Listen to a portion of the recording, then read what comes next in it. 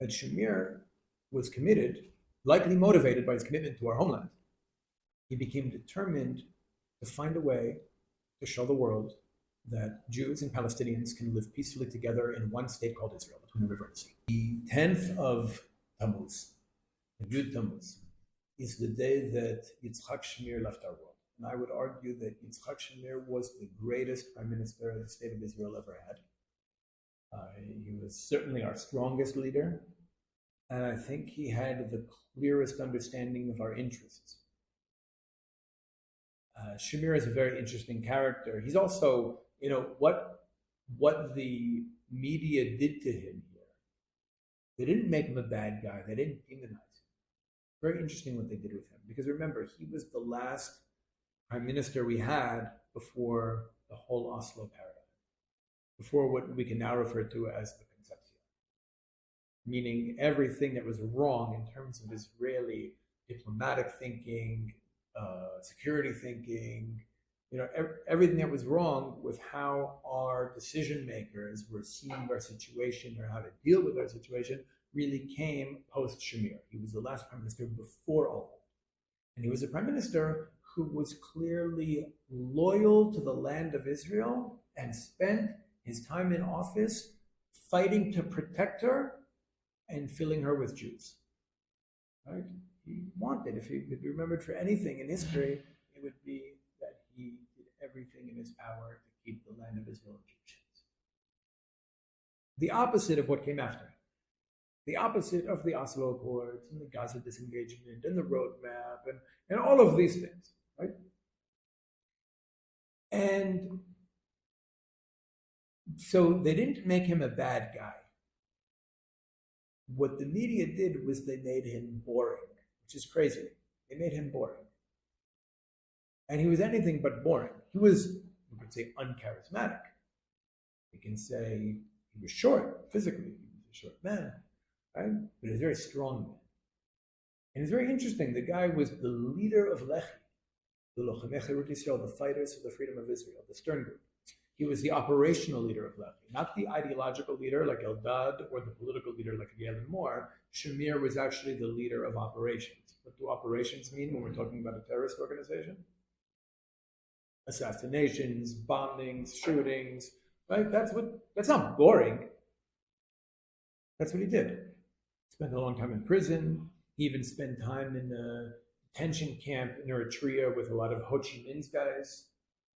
He also was very influenced by revolutionary theory. A lot of people don't know this, but if we really want to understand what Sternism was or is, Sternism is basically the traditional worldview of the Jewish people in terms of how we see ourselves, our meta-narrative, who we are, where we belong.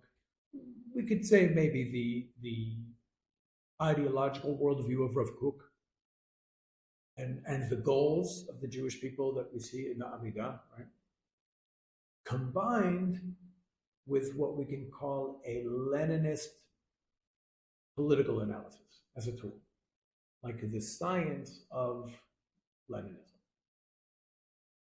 Right? Because you're Stern, Avram Stern, his political education was in a Leninist youth movement.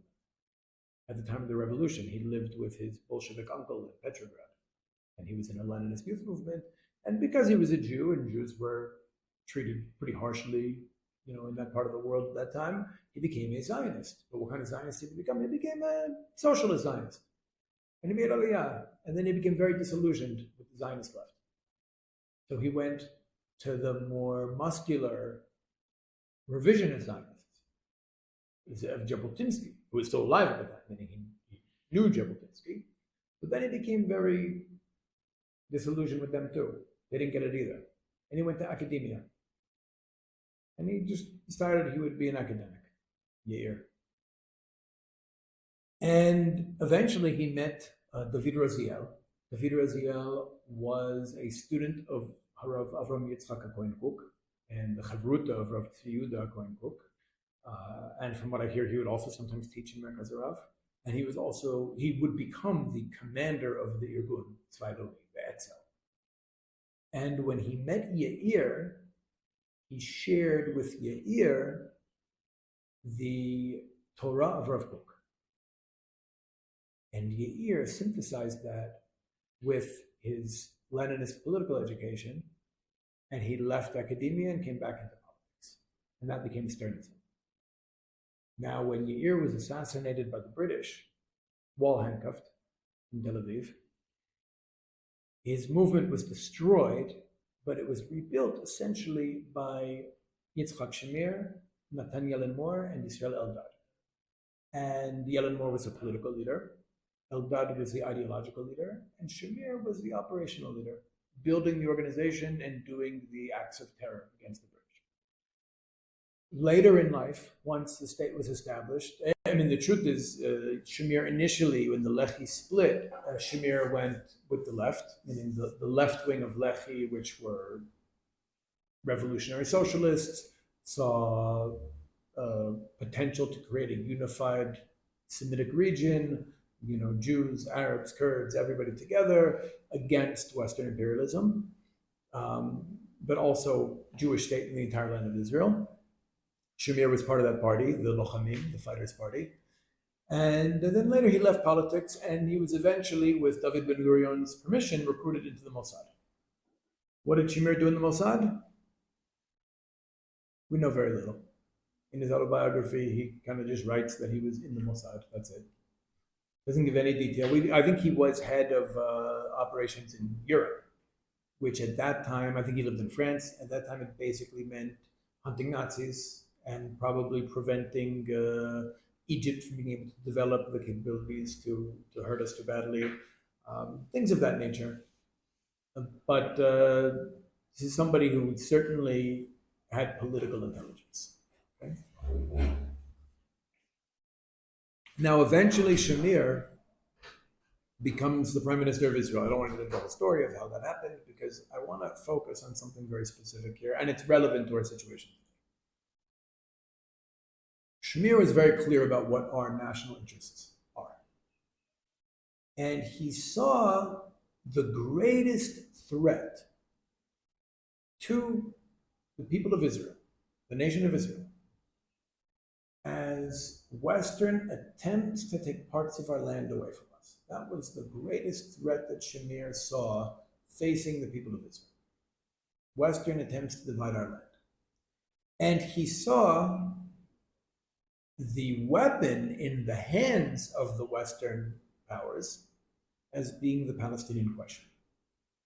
Meaning that the Palestinians, talking about the 1980s, the Palestinians were the weapon that Western governments were trying to use as a moral justification for taking parts of our homeland away from us.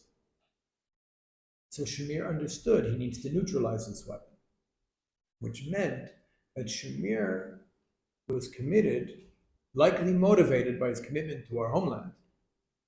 He became determined to find a way to show the world that Jews and Palestinians can live peacefully together in one state called Israel, between the river and the sea.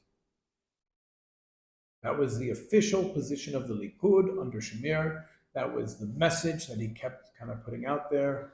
And there was a member of Knesset in the mid to late 80s that continuously tried to undermine this. And that was Rav Meir Kahana from the Kach party. Rav Kahana continuously tried to antagonize the contradiction, to show that there's no way that we can live together with the Palestinians, with the Arabs in one state, and that we have to get rid of them. Now, like Shamir, Rav Kahana was committed to the entire land being part of Israel. So he wasn't suggesting a two-state solution. Most political figures who agree with Rav Kahana, whether they want to say it out loud or not, advocate a two-state solution. Right?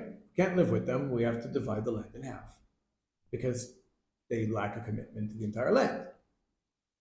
Somebody who reaches these conclusions but has a commitment to the land will advocate for moving the Palestinians. And that's mathematics, right? That's just how it works. Like if you're saying that you don't believe we could live together, then we should be separate. If we should be separate, then either the answer is to divide our land, partition our land, balkanize our land into two separate states.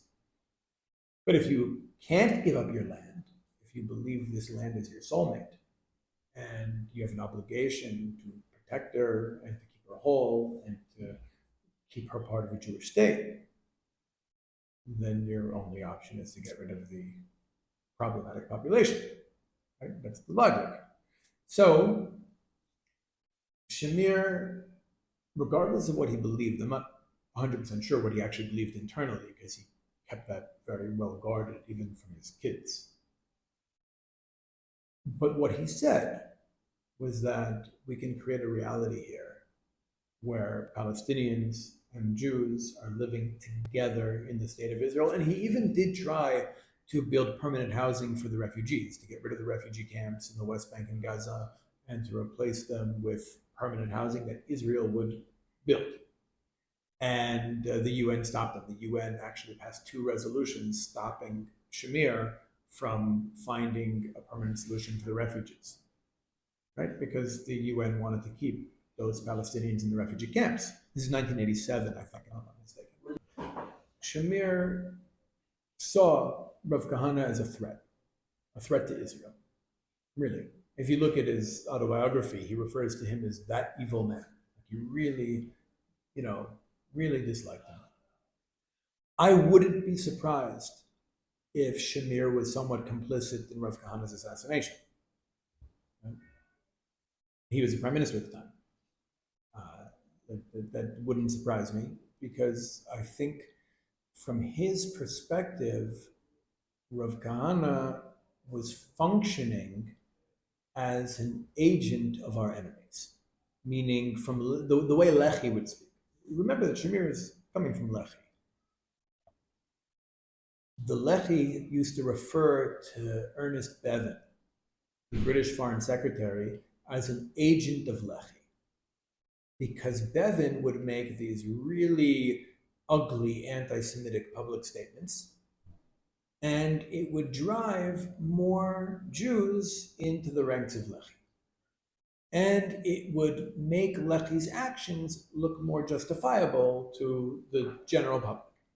Right? That was part of Leḥi's strategy, to force the British into a situation where they're more overtly oppressing the Jews, which then, of course, turns public opinion against the British and leads to more young Jews joining us, or forcing other organizations like the Etzel to fight.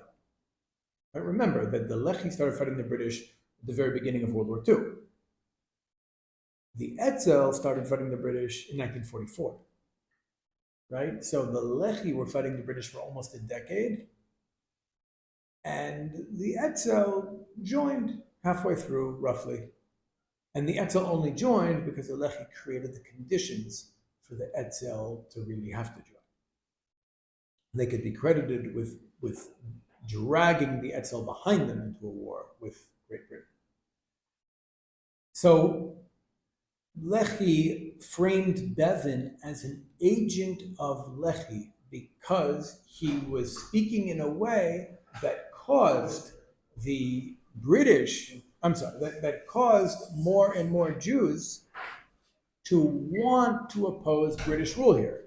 So from that perspective, he's an agent of Leḥi. Now, I remember I used to work for Aryeh Eldad when he was in Knesset. He's the son of Yisrael Eldad, who was the ideological leader of Leḥi.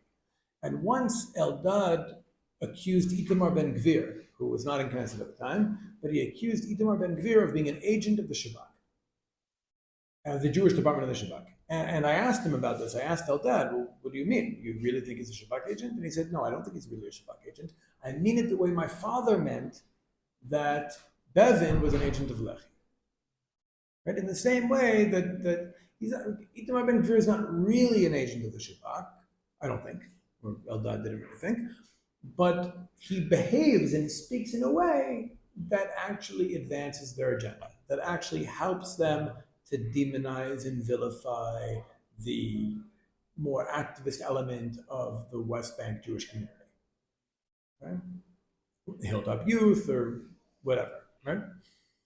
And so in the same way, we can assume that Yitzḥak Shamir sees Rav Kahana as an agent of the United States, in that he is he's antagonizing the contradictions between the commitment to the land of Israel and justice for Palestinians. Right? Unlike Rav Kahana, most people in the world, especially today, are concerned with Palestinians having some form of justice, right? Some form of empowerment, some form of normalcy. Right? Most people's response to the idea that Jews and Palestinians can't get along isn't, okay, let's kick out the Palestinians. Most people don't come to that conclusion, because most people assume that the Palestinians deserve something better. Right? So Shamir understood that. I think, look, with all due respect to Rav Kahana, I think Shamir understood politics and geopolitics a lot better. Rav Kahana's background was in the Haredi yeshiva world, right? The Mir Yeshiva, Brooklyn, the radical politics of the 1960s.